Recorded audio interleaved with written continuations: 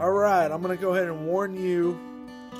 This is totally random, to me anyway, and it's kind of a spur of the moment video here that I'm making, so I'll try not to chase rabbits or get off topic or anything, but y'all just go with me here, okay? All right, here goes. You ready? I don't understand God's grace. Yeah, I just said that. I don't understand God's grace. Some of y'all are like, dude, aren't you a Christian? Yeah, I'm a Christian. I got saved when I was 8 years old. How long ago was that? None of your business. Sorry. Got a little cough going on here.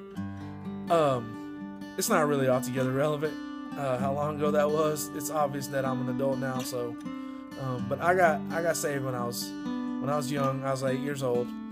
And some of y'all are like, dude, but you came to my church and you led us in some praise and worship. Or you came to our camp last summer and you led us in some praise and worship. And some of y'all are like, who are you again? That's cool. I understand. That's a legit question. But no, for real, I don't understand God's grace. Or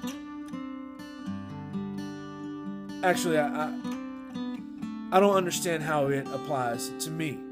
I can sit here all day long and talk to somebody about how God's grace covers their sin and how God's grace is what brings forgiveness and His redemption and all of those things. But my mind won't allow my heart to let go of regret for things that I've done and things that I've done to hurt people, and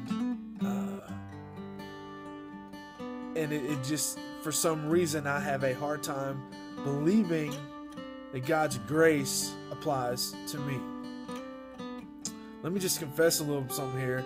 This morning in the Stewart house, it was not pleasant. It was not a fun morning, and it was my fault.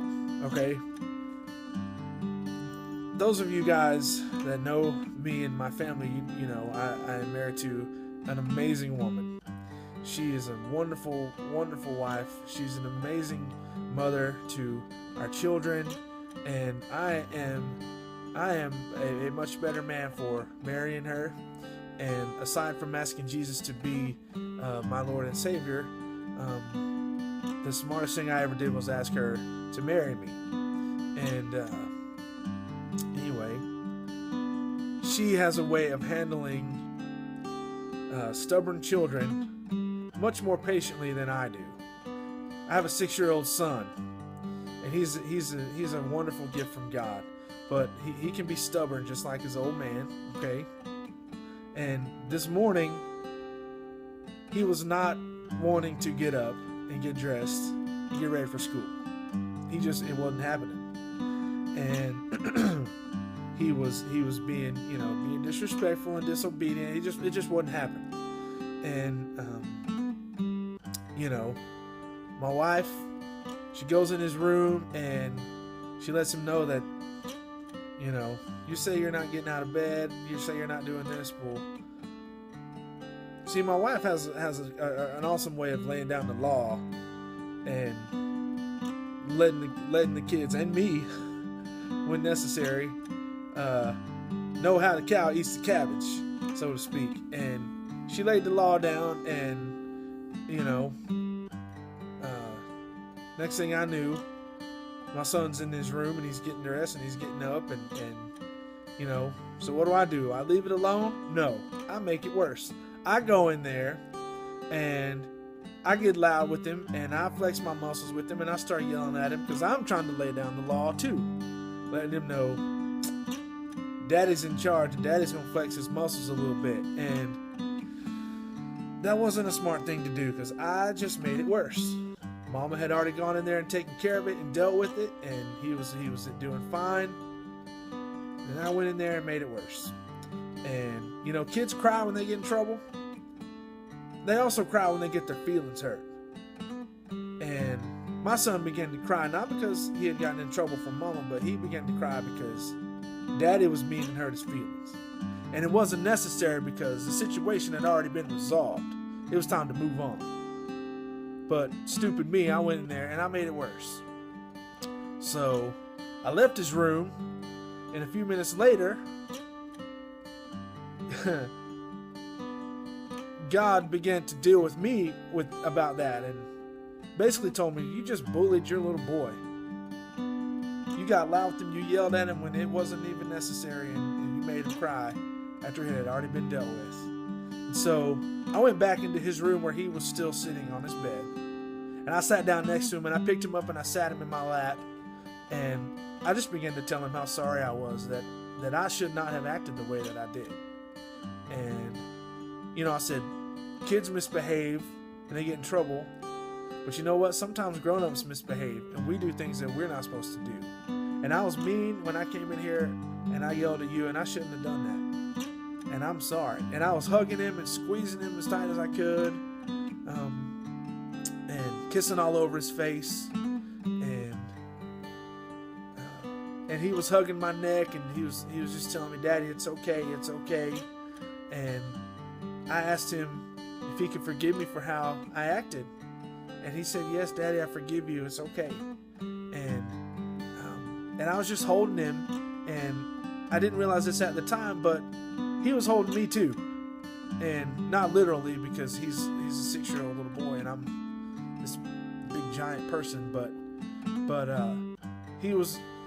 I was holding him and he was holding me, and we were just loving on each other. And I did what I needed to do to let him know that I was sorry for how I acted, and that I was out of line, and that I needed his forgiveness, and I got it, and he forgave me. And I went and I had to apologize to my wife, not because I was yelling at her, but because I acted in front of her and our little 2-year-old little girl in a way that I shouldn't have acted, and I wasn't setting a godly example to my family. And so I apologized to her and asked her forgiveness, and I apologized to my little girl. And she's 2. She doesn't even know. I asked her to forgive me, and she's more concerned with her Doc McStuffins toy than anything I'm saying. But it doesn't matter. I just don't think there's any such thing as a kid being too young to teach him what's right and wrong.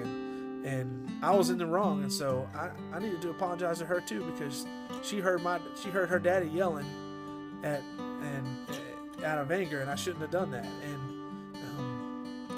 And then I asked God for forgiveness, because by acting out of anger, I sinned against God, and I needed God's forgiveness. And of course, He is a merciful God, and He forgave me. And all of this happened hours ago. And yet the one thing that's sticking in my mind is the image of my son crying, and the face that he made when I went back into his room after his mom had already handled the situation. And the face the look on his face, and the hurt that I saw on his face, that was a result of my behavior. And I'm like being haunted by that image, and I can't seem to let that go. Now,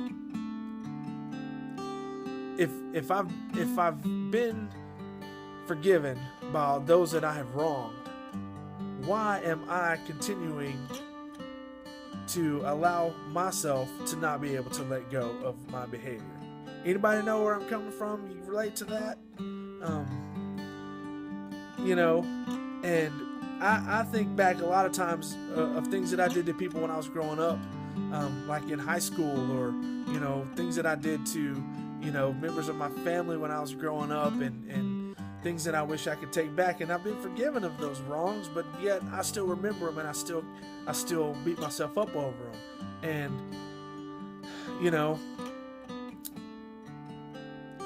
the thing that I realize is that verse in the Bible that says the dog returns to its vomit, I always associated that with, like, maybe you have an addiction in your life or something, and or sin in your life that you let go of, and then you return to it. But I have a problem with worrying and fretting and beating myself up over things that I've already been forgiven of. And you know what? God tells us not to do that stuff either. And when we do that, we are being just as disobedient to God as if we were sinning. It's a sin to worry, and it's a sin to do those things. And yeah, it's a sin to continue beating ourselves up over things that God has already forgiven us of.